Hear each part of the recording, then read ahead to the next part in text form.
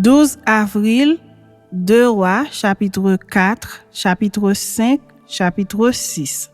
Une femme d'entre les femmes des fils des prophètes cria à Élisée en disant : « Ton serviteur, mon mari, est mort, et tu sais que ton serviteur craignait l'Éternel. Or, le créancier est venu pour prendre mes 2 enfants et en faire ses esclaves. » Élisée lui dit : « Que puis-je faire pour toi ? Dis-moi, qu'as-tu à la maison ? » Elle répondit : « Ta servante n'a rien du tout à la maison qu'un vase d'huile. » Et il dit : « Va demander au dehors des vases, chez tous tes voisins, des vases vides, et n'en demande pas un petit nombre. Quand tu seras rentré, tu fermeras la porte sur toi et sur tes enfants, tu verseras dans tous ces vases et tu mettras de côté ceux qui seront pleins. » Alors elle le quitta. Elle ferma la porte sur elle et sur ses enfants. Il lui présentait les vases et elle versait. Lorsque les vases furent pleins, elle dit à son fils : « Présente-moi encore un vase. » Mais il lui répondit : « Il n'y a plus de vase. » Et l'huile s'arrêta. Elle alla le rapporter à l'homme de Dieu et il dit : « Va vendre l'huile et paie ta dette. Et tu vivras, toi et tes fils, de ce qui restera. » Un jour, Élisée passait par Sunem. Il y avait là une femme de distinction qui le pressa d'accepter à manger. Et toutes les fois qu'il passait, il se rendait chez elle pour manger. Elle dit à son mari : « Voici, je sais que cet homme qui passe toujours chez nous est un saint homme de Dieu. Faisons une petite chambre haute avec des murs et mettons-y pour lui un lit, une table, un siège et un chandelier, afin qu'il s'y retire quand il viendra chez nous. » Élisée, étant revenu à Sunem, se retira dans la chambre haute et y coucha. Il dit à Géasi, son serviteur : « Appelle cette Sunamite. » Géasi l'appela et elle se présenta devant lui. Et Élisée dit à Géasi : « Dis-lui, voici, tu nous as montré tout cet empressement. Que peut-on faire pour toi ? Faut-il parler pour toi au roi ou au chef de l'armée ? » Elle répondit : « J'habite au milieu de mon peuple. » Et il dit : « Que faire pour elle ? » Géasi répondit : « Mais elle n'a point de fils et son mari est vieux. » Et il dit : « Appelle-la. » Géasi l'appela et elle se présenta à la porte. Élisée lui dit : « À cette même époque, l'année prochaine, tu embrasseras un fils. » Et elle dit : « Non, mon Seigneur, homme de Dieu, ne trompe pas ta servante. » Cette femme devint enceinte et elle enfanta un fils à la même époque, l'année suivante, comme Élisée lui avait dit. L'enfant grandit et un jour qu'il était allé trouver son père vers les moissonneurs, il dit à son père : « Ma tête, ma tête. » Le père dit à son serviteur : « Porte-le à sa mère. » Le serviteur l'emporta et l'amena à sa mère. Et l'enfant resta sur les genoux de sa mère jusqu'à midi, puis il mourut. Elle monta, le coucha sur le lit de l'homme de Dieu, ferma la porte sur lui et sortit.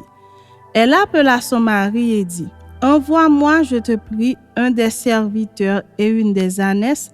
Je veux aller en hâte vers l'homme de Dieu et je reviendrai. » Et il dit : « Pourquoi veux-tu aller aujourd'hui vers lui ? Ce n'est ni nouvelle lune ni sabbat. » Elle répondit : « Tout va bien. » Puis elle fit seller l'âne et dit à son serviteur : « Mène et pars, ne m'arrête pas en route sans que je te le dise. » Elle partit donc et se rendit vers l'homme de Dieu sur la montagne du Carmel. L'homme de Dieu, l'ayant aperçu de loin, dit à Géasi son serviteur : « Voici cette Sunamite. Maintenant, cours donc à sa rencontre et dis-lui : te portes-tu bien ? Ton mari et ton enfant se portent-ils bien ? » Elle répondit : « Bien. » Et dès qu'elle fut arrivée auprès de l'homme de Dieu sur la montagne, elle embrassa ses pieds. Géasi s'approcha pour la repousser. Mais l'homme de Dieu dit : « Laisse-la, car son âme est dans l'amertume, et l'Éternel me l'a cachée et ne me l'a point fait connaître. » Alors elle dit : « Ai-je demandé un fils à mon Seigneur ? N'ai-je pas dit : ne me trompe pas ? » Et Élisée dit à Géasi : « Saint terrain, prends mon bâton dans ta main et pars. Si tu rencontres quelqu'un, ne le salue pas. Et si quelqu'un te salue, ne lui réponds pas. Tu mettras mon bâton sur le visage de l'enfant. La mère de l'enfant dit, l'Éternel est vivant et ton âme est vivante. Je ne te quitterai point. Et il se leva et la suivit. Géasi les avait devancés et il avait mis le bâton sur le visage de l'enfant. Mais il n'y eut ni voix ni signe d'attention. Il s'en retourna à la rencontre d'Élisée et lui rapporta la chose en disant, « L'enfant ne s'est pas réveillé. » Lorsque Élisée arriva dans la maison, voici l'enfant était mort, couché sur un lit. Élisée entra et ferma la porte sur eux deux et il pria l'Éternel. Il monta et se coucha sur l'enfant. Il mit sa bouche sur sa bouche, ses yeux sur ses yeux, ses mains sur ses mains, et il s'étendit sur lui, et la chair de l'enfant se réchauffa. Élisée s'éloigna, alla çà et là par la maison, puis remonta et s'étendit sur l'enfant. Et l'enfant éternua 7 fois, et il ouvrit les yeux. Élisée appela Géasi et dit, « Appelle cette Sunamite. » Géasi l'appela et elle vint vers Élisée qui dit, « Prends ton fils. » Elle alla se jeter à ses pieds et se prosterna contre terre, et elle prit son fils et sortit. Élisée revint à Gilgal et il y avait une famine dans le pays. Comme les fils des prophètes étaient assis devant lui, il dit à son serviteur, « Mets le grand pot et fais cuire un potage pour les fils des prophètes. » L'un d'eux sortit dans les champs pour cueillir des herbes. Il trouva de la vigne sauvage et il y cueillit des coloquintes sauvages plein son vêtement. Quand il rentra, il les coupa en morceaux dans le pot où était le potage, car on ne les connaissait pas. On servit à manger à ces hommes, mais dès qu'ils eurent mangé du potage, ils s'écrièrent, « La mort est dans le pot, homme de Dieu !» Et ils ne purent manger. Élisée dit, « Prenez de la farine. » Il en jeta dans le pot et dit, « Sers à ces gens et qu'ils mangent. » Et il n'y avait plus rien de mauvais dans le pot. Un homme arriva de Baal-Shalisha. Il apporta du pain des prémices à l'homme de Dieu, 20 pains d'orge et des épis nouveaux dans son sac. Élisée dit, « Donne à ces gens et qu'ils mangent. » Son serviteur répondit, « Comment pourrais-je en donner à 100 personnes? » Mais Élisée dit, « Donne à ces gens et qu'ils mangent, car ainsi parle l'Éternel. On mangera et on en aura de reste. » Il mit alors les pains devant eux, et ils mangèrent et en eurent de reste selon la parole de l'Éternel. Chapitre 5.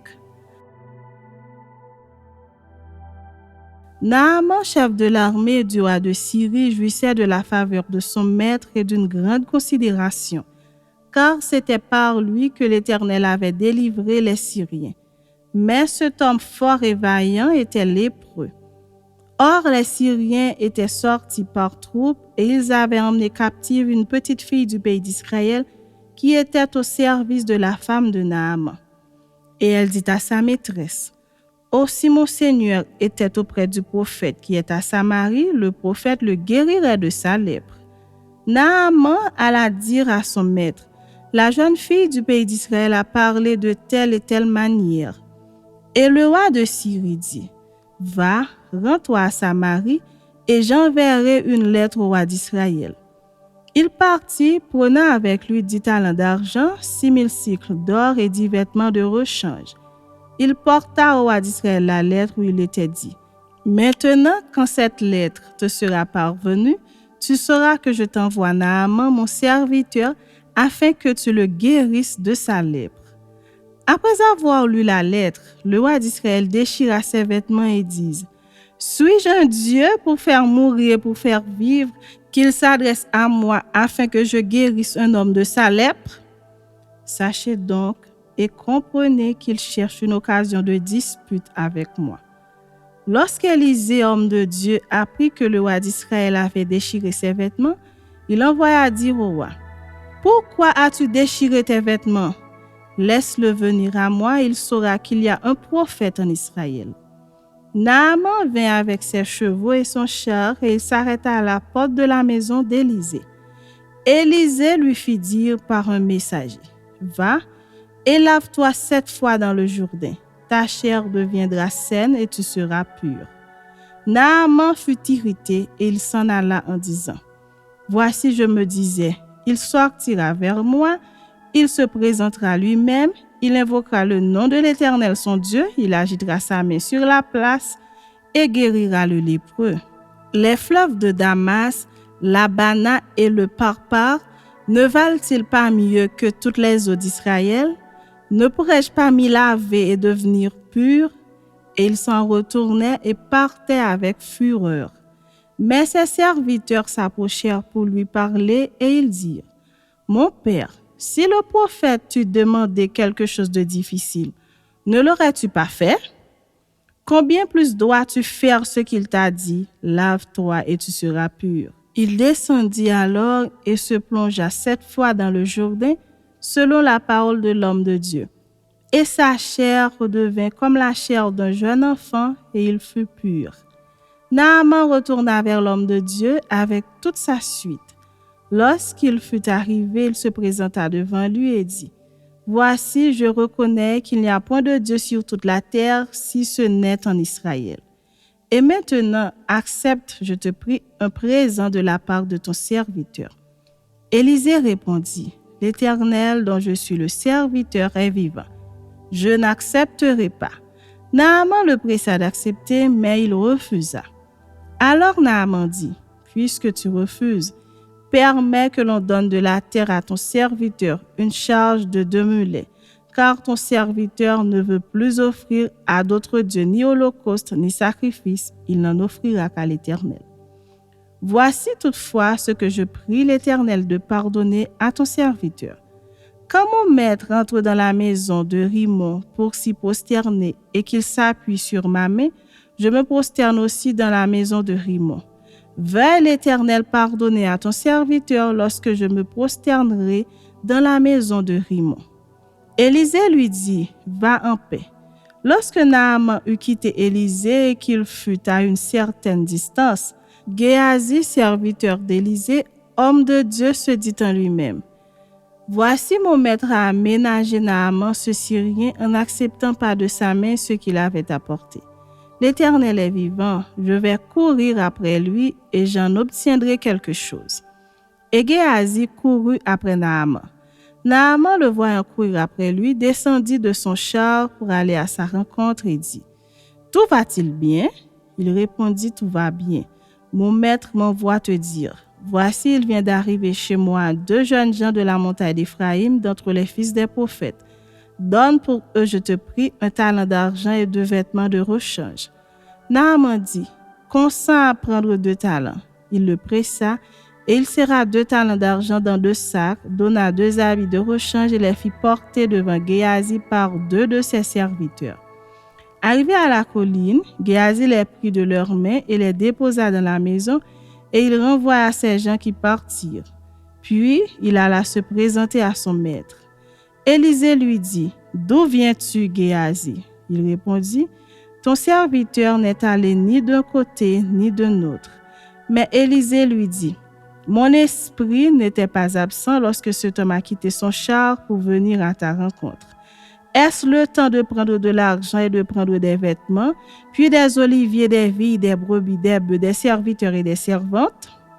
La lèpre de Naaman s'attachera à toi et à ta postérité pour toujours. » Et Géasi sortit de la présence d'Élisée avec une lèpre comme la neige. Chapitre 6. Les fils des prophètes dirent à Élisée, « Voici le lieu où nous sommes assis devant toi est trop étroit pour nous.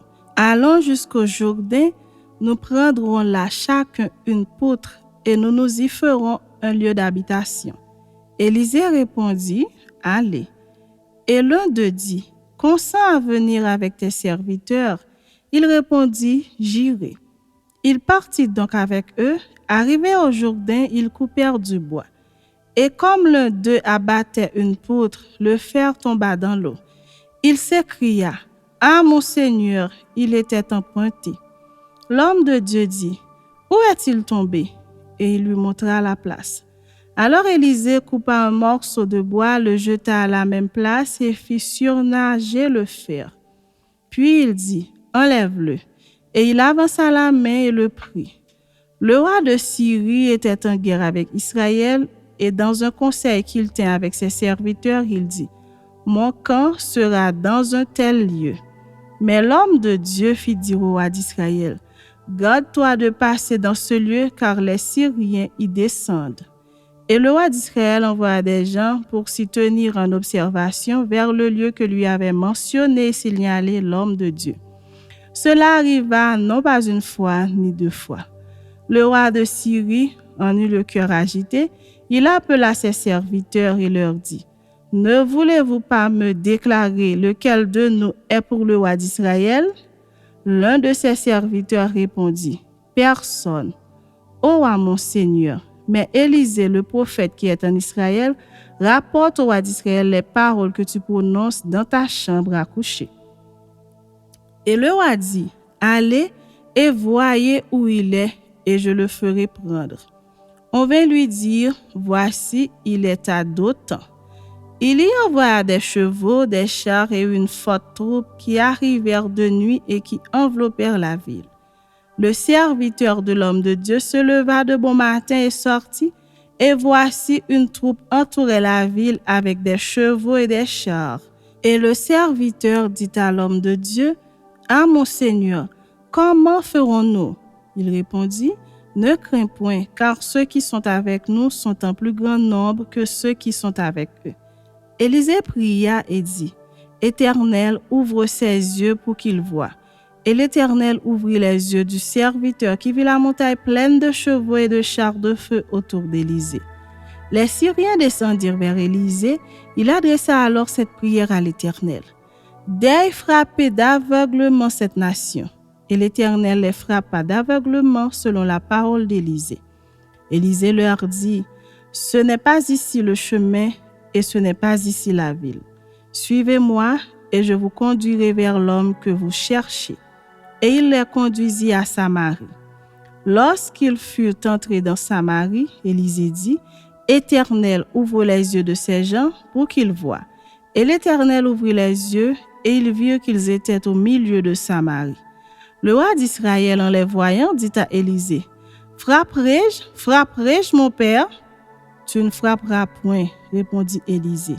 « Est-ce que tu frappes ceux que tu fais prisonniers avec ton épée, avec ton arc? Donne-leur du pain et de l'eau, afin qu'ils mangent et boivent,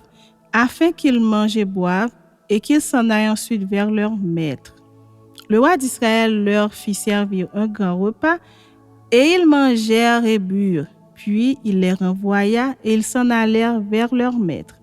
Et les troupes des Syriens ne revinrent plus sur le territoire d'Israël. Après cela, Ben-Hadad, roi de Syrie, ayant rassemblé toute son armée, monta et assiégea Samarie. Il y eut une grande famine dans Samarie, et ils la serrèrent tellement qu'une tête d'âne valait 80 cycles d'argent, et le quart d'un cap de fiente de pigeon 5 cycles d'argent. Et comme le roi passait sur la muraille, une femme lui cria, « Sauve-moi, ô roi mon Seigneur. » Il répondit, « Si l'Éternel ne te sauve pas, avec quoi te sauverai-je? Avec le produit de l'air ou du pressoir? » Et le roi lui dit, « Qu'as-tu? » Elle répondit, « Cette femme-là m'a dit, donne ton fils, nous le mangerons aujourd'hui et demain nous mangerons mon fils. Nous avons fait cuire mon fils et nous l'avons mangé. Et le jour suivant, je lui ai dit, donne ton fils et nous le mangerons, mais elle a caché son fils. » Lorsque le roi entendit les paroles de cette femme, il déchira ses vêtements en passant sur la muraille. Et le peuple vit qu'il avait en dedans un sac sur son corps. Le roi dit, « Que Dieu me punisse dans toute sa rigueur si la tête d'Élisée, fils de Shaphat, reste aujourd'hui sur lui. » Or, Élisée était dans sa maison et les anciens étaient assis auprès de lui. Le roi envoya quelqu'un devant lui, mais avant que le messager soit arrivé, Élisée dit aux anciens, « Voyez-vous que ce fils d'assassin envoie quelqu'un pour m'ôter la tête? Écoutez, quand le messager viendra, fermez la porte et repoussez-le avec la porte. Le bruit des pas de son maître ne se fait-il pas entendre derrière lui? » Il leur parlait encore et déjà le messager était descendu vers lui et disait, « Voici ce mal vient de l'Éternel. » Qu'ai-je à espérer encore de l'Éternel?